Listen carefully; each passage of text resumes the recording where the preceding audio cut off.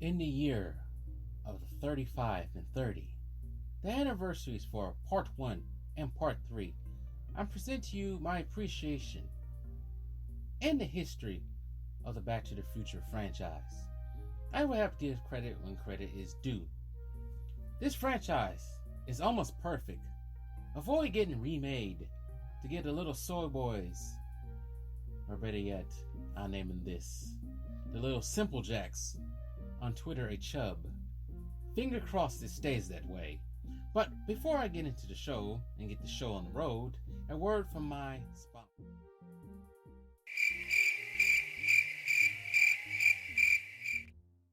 Wait, there is no sponsors. But if you're new to the channel, smash that like button and hit that subscribe button. Let us begin.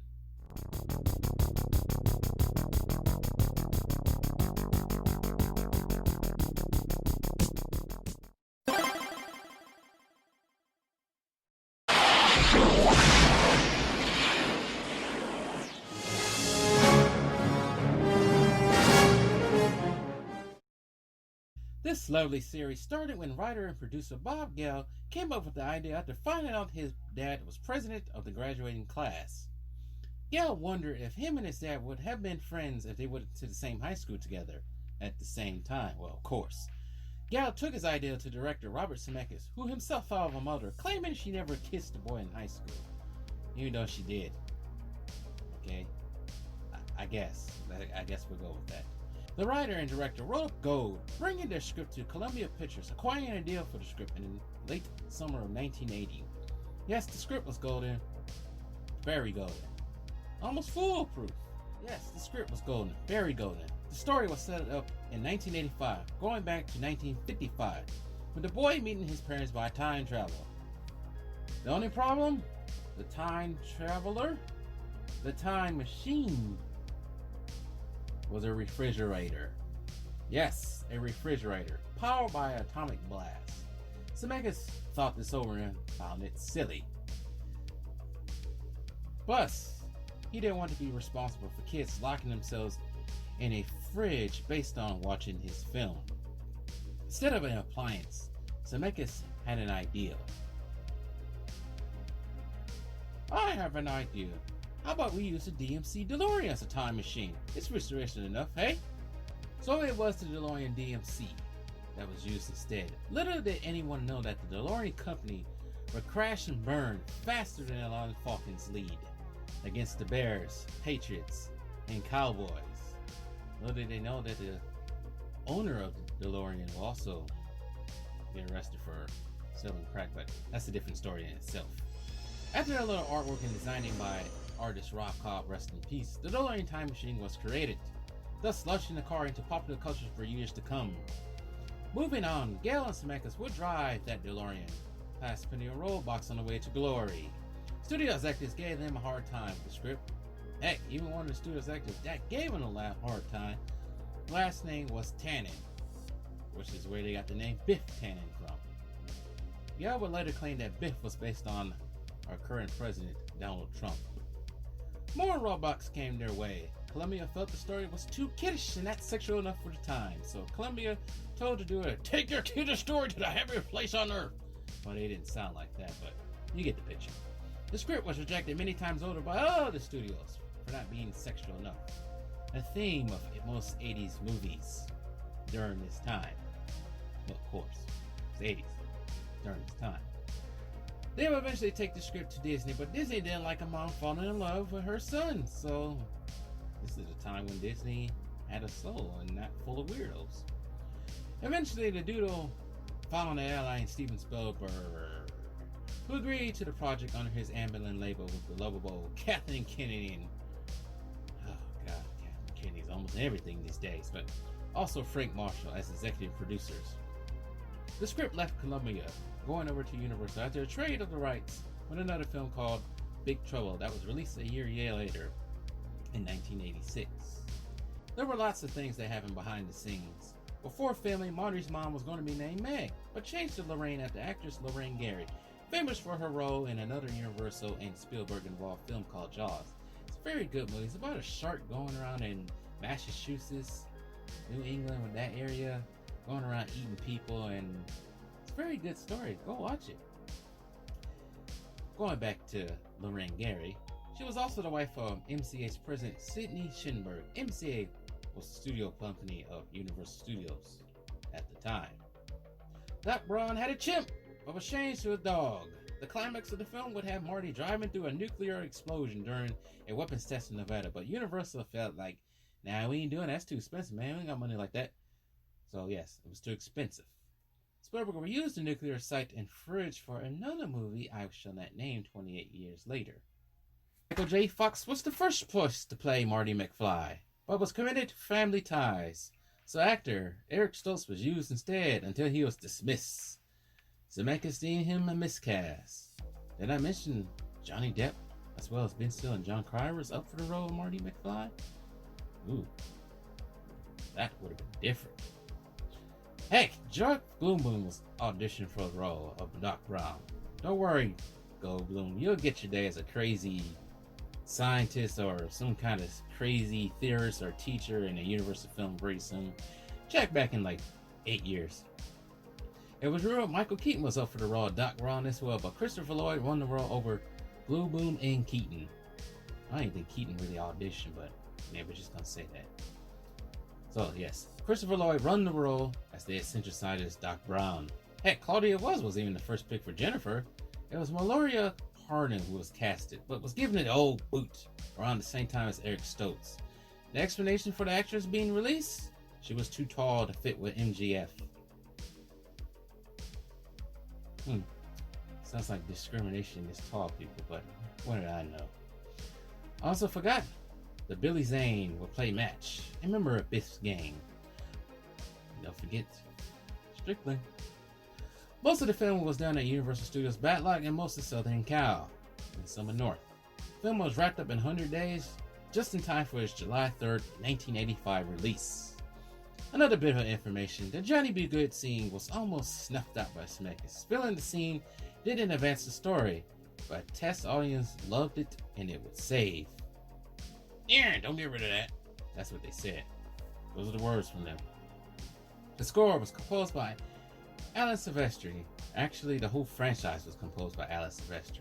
Silvestri is known for composing scores such as The Mummy, The Avengers Infinity War, Avengers Endgame. The reception for the film was positive, grossing up to $210 million in North America and $178 million overseas. It had the fourth highest opening weekend of 1985, receiving a 96% on Rotten Tomatoes to this day. The movie will be legendary. It's very legendary, as we all know. And then get nominated for some awards at the Academy Awards, 50th Academy Awards to be precise. Basically for best sound editing. And it was a favorite of Ronald Reagan's, even using it in some of his speeches. The success will lead to sequels that were filmed back to back, starting in 1988. Originally, Gale said he did not want a sequel. He just wanted one movie, but the success, how could you not pass up the money and another chance for a sequel? And a chance to make a franchise out of it, and a chance for glory. Why not? Both Gale and Zemeckis hated how the first film kind of ended in terms of making a sequel. The problem that Gale ran into was dealing with Jennifer in the car at the end. Eventually he'll figure it out. He had to be clever in the writing department. He also had to write the script himself, because Zemeckis was working on Who Framed Roger Rabbit at the time. In the writing stages, Gale wanted to use 1967 as the year to travel to 2, but decided to use 2015. In production for Part 2, there will be a lot of work and a lot of turnout. For one, Part 2 needed sets that took 2 years to build. ILM, or Industrial Light Magic, known for many films such as Jurassic Park, Iron Man, and so on and so on, used the Vista Glide motion camera control system that allowed the actor to portray multiple characters simultaneously on screen without sacrificing camera movement. So, for example, at one point in the movie, MGF had to play Marty Sr., Marty Jr., and Marlene at the same time. Wait, what? Hey, wait a minute! Marlene was played by a man?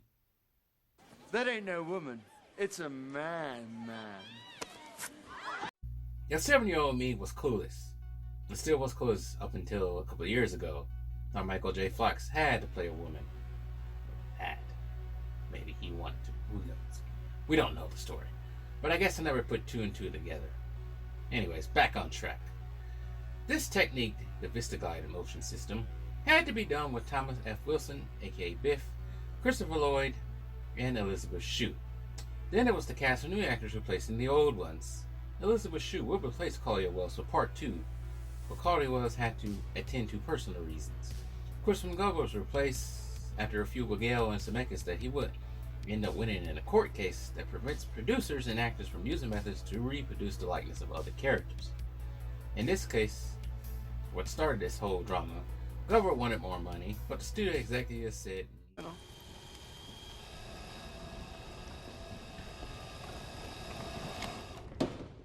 How about no? So Glover was gone. Instead, he was replaced by Jeffrey Wiseman, who had to wear prosthetics that would resemble Glover, which is kind of weird. And I see why he won that whole case. I never really knew that until a couple years ago, too. Glover has come on in recent years stating he left the movie due to philosophical reasons, with his wordings in different interviews that he has been in the last couple of years. He didn't like that Marty and other characters gained financially. He wanted to be more spirit. Forget to mention that Frodo Baggins himself will get his first role as the video game boy. Filming for Part 2 started in early 1989 for a November 1989 release. Part 2 didn't make the money that the original made, but still was seen as positive. Part 2 is most notably for its depiction of 2015 and its terror predictions. Well, some of them were off. There are no hoverboards. Why am I not flying on a hoverboard? There were no flying cars. Why do I have a flying car? No Jaws 19. Actually, that might be a good thing after Jaws The Revenge. There are flat screens, and the Cubs won the World Series only a year later after a 3-1 comeback against the Cleveland Indians. In 1990, Back to the Future Part 3 was released on May 25th. It was the final installment. Instead of saving Marty's life or Marty's family's life, this time was Doc Brown in danger after finding out he would be murdered in 1885 by Mad Dog Tannen, Biff Tannen's ancestor. It's just the gist of the movie, people. The film grossed up to $244 million, $92 million less than Part 2. Most of the scenes were filmed in California and Arizona. The film was actually Christopher Lloyd's first on-screen kiss with a co-star, Mary Steenburgen, Clara. Part 3, sometimes, I don't know, I get the gist that it's looked down from some people. Some even comparing it to Return of the Jedi, which is also looked down by most Star Wars fans. But I had to say pump the brakes on all that for both movies. Outside of the Ewoks, Return of the Jedi is just fine. A great conclusion to a great trilogy. Same thing with Back to the Future Part 3. The only thing I hate about Part 3 was the ending. This scene right here.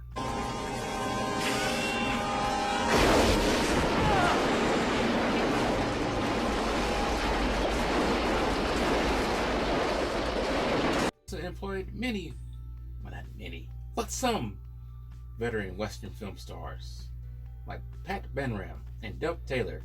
I always wanted to make that joke and say this film was one of the last great Western films ever. Then he had Tombstone a couple years later, but that's not the point. After this film, it was pretty much it for Back to the Future. Movie-wise, no more movie releases, thank God. It will live on with Back to the Future, the ride at various Universal Studios parks. That's actually how I found out about Back to the Future, by going to Universal Studios Florida. It also lived on through an animated TV show, video games, comic books, commercials, a musical, pinball games, short films, various Blu-ray releases, and many more in the last 35 years. As far as the future of the franchise, Zemeckis owns all the rights to the series, and probably will give them up, hopefully, to somebody who can cherish them and take care of the franchise. Bob Gale has stated many times he wished to never see a sequel or a remake, with or without Marty or Michael J. Fox. So, don't think of any ideas out there, people. Back to the Future is done. It's over. It's time to go home. It's done. It's not doing anything. Much of the cast were fond of their days with this franchise. MGF and Christopher Lloyd reprised their roles on the beloved nighttime talk show Jimmy Kimmel Live. Lloyd has reprised his role more than just Kimmel. He done it in 2014's A Million Ways to Die in the West, a Back to the Future short called Doc Brown Saves the World, and The Art of a Deal, the movie. For the others, Thomas F. Wilson was always asked about the questions about his time on the set of Back to the Future. It got to the point he made a song called Biff's Question Song. Eric Stoltz, the original Marty, somewhat, he took the news hard when it was time for him to move on from Back to the Future. But many years later, he has since moved on. Of course, he had to. Claudia Wells? Well, she posted with the DeLorean a lot for some reason, but she always wished to be in the series more than just part 1. As far as for me, as a fan, like I said, I reinstate, I became a fan after the 1996 Universal trip that I went on. I prefer Back to the Future 2 instead of part 1. That's my favorite in the series. I still like part 1, don't get me wrong, I like part 1. But it sucks that Universal replaced the ride with that beloved yellow family called The Simpsons. Now a Disney product. Maybe one day they can put a new Back to the Future ride, but who knows? Who never knows these days? We never know. As for Zemeckis and Gale, I agree. This is the perfect series. There's no need for a remake or sequel. I know some out there, for some weird reason, want to see a sequel or a remake or even a TV series. They tried that with the TV cartoon. Maybe a prequel. Maybe I give you this. A prequel of Doc Brown. I give you that. Other than that, nothing else. Because once you get past that, you get into the danger zone. I also don't want to see Tom Holland or Robert Downey Jr. as the new Doc and Marty. Plus, I don't want to see a Beetle or Fiat 500 driving around as the new time machine, erasing the good old DeLorean. The series is perfect. It's perfect the way it is. Nothing else needs to be done. I know Cobra Kai has got everybody jumping out of their seats, but that's very rare when something old comes back to new. All I have to say is Star Wars, Terminator, Star Trek, Ghostbusters. Signing off. My calculations are correct. When this baby hits 88 miles per hour, you're gonna see some serious shit.